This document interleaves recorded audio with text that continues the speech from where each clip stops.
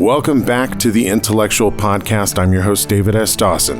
This is our final episode of the year, our special Christmas episode just for you.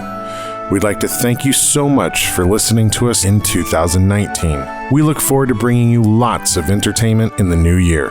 For Christmas, we bring you 2 dramatic readings, one from myself and one from Whitney Wegman, and one not so dramatic, but pretty darn funny reading from our very own Mark Atkinson.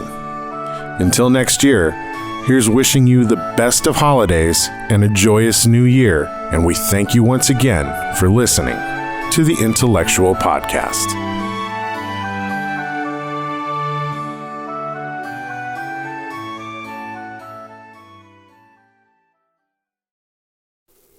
"'Twas the Night Before Christmas" by author Clement Clark Moore. 'Twas the night before Christmas, when all through the house not a creature was stirring, not even a mouse. The stockings were hung by the chimney with care, in hopes that St. Nicholas soon would be there.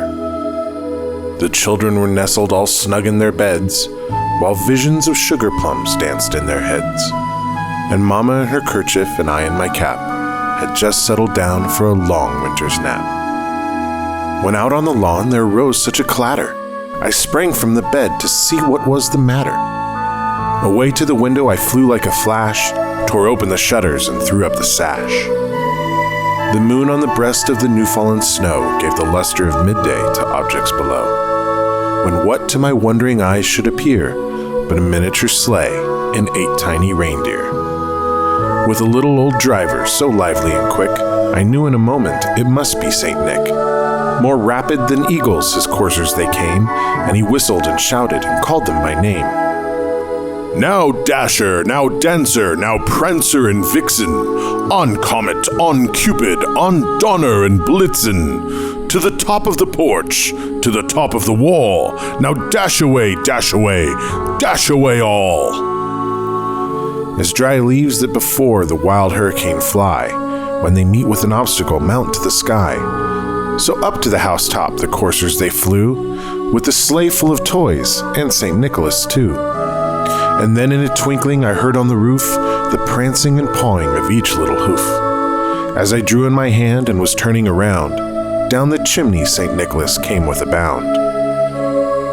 He was dressed all in fur from his head to his foot, and his clothes were all tarnished with ashes and soot. A bundle of toys he had flung on his back, as he looked like a peddler just opening his pack.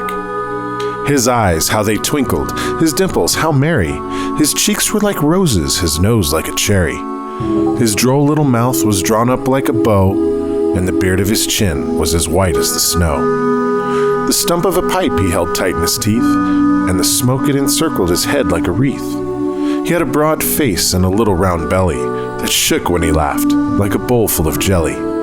He was chubby and plump, a right jolly old elf, and I laughed when I saw him, in spite of myself.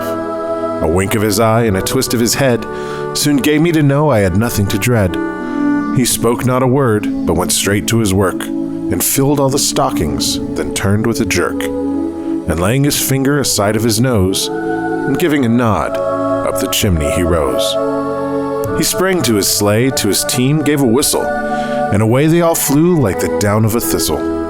But I heard him exclaim, ere he drove out of sight, "Happy Christmas to all, and to all a good night."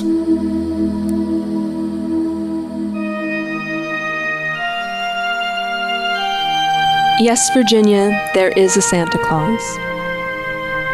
Dear Editor, I am 8 years old. Some of my little friends say there is no Santa Claus. Papa says, if you see it in the sun, it's so. Please tell me the truth. Is there a Santa Claus? Virginia O'Hanlon. Virginia, your little friends are wrong. They have been affected by the skepticism of a skeptical age. They do not believe except they see. They think that nothing can be which is not comprehensible by their little minds. All minds, Virginia, whether they be men's or children's, are little. In this great universe of ours, man is a mere insect, an ant. In his intellect, as compared with the boundless world about him, as measured by the intelligence capable of grasping the whole truth and knowledge. Yes, Virginia, there is a Santa Claus. He exists as certainly as love and generosity and devotion exist. And you know that they abound and give your life its highest beauty and joy. Alas, how dreary would be the world if there were no Santa Claus. It would be as dreary as if there were no Virginias. There would be no childlike faith then, no poetry, no romance to make tolerable this existence. We should have no enjoyment, except in sense and sight. The eternal light with which childhood fills the world would be extinguished. Not believe in Santa Claus? You might as well not believe in fairies. You might get your papa to hire men to watch in all the chimneys on Christmas Eve to catch Santa Claus. But even if you did not see Santa Claus coming down, what would that prove? Nobody sees Santa Claus, but that is no sign that there is no Santa Claus. The most real things in the world are those that neither children nor men can see. Did you ever see fairies dancing on the lawn? Of course not. But that's no proof that they're not there. Nobody can conceive or imagine all the wonders there are unseen and unseeable in the world. You tear apart the baby's rattle and see what makes the noise inside. But there is a veil covering the unseen world, which not the strongest man, nor even the united strength of all the strongest men that ever lived could tear apart. Only faith, poetry, love, romance can push aside that curtain and view and picture the supernatural beauty and glory beyond. Is it all real? Ah, Virginia, in all this world there is nothing else real and abiding. No Santa Claus? Thank God he lives, and lives forever. 1,000 years from now, Virginia, nay, 10 times 10,000 years from now, he will continue to make glad the heart of childhood. Francis B. Church, editor of the New York Sun, 1897.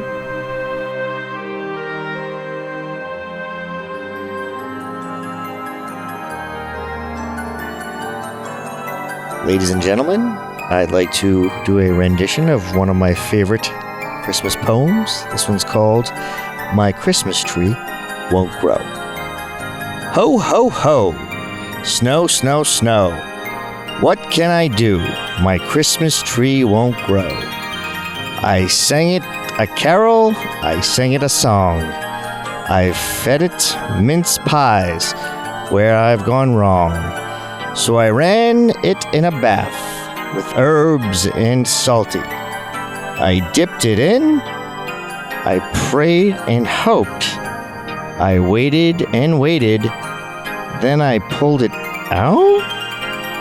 Okay. I measured it once, measured it twice, measured again. I'm sorry, are we talking about my What? I'll be honest with you folks, I've never heard of this poem, and it sounds vaguely like my inner thoughts sometimes at night.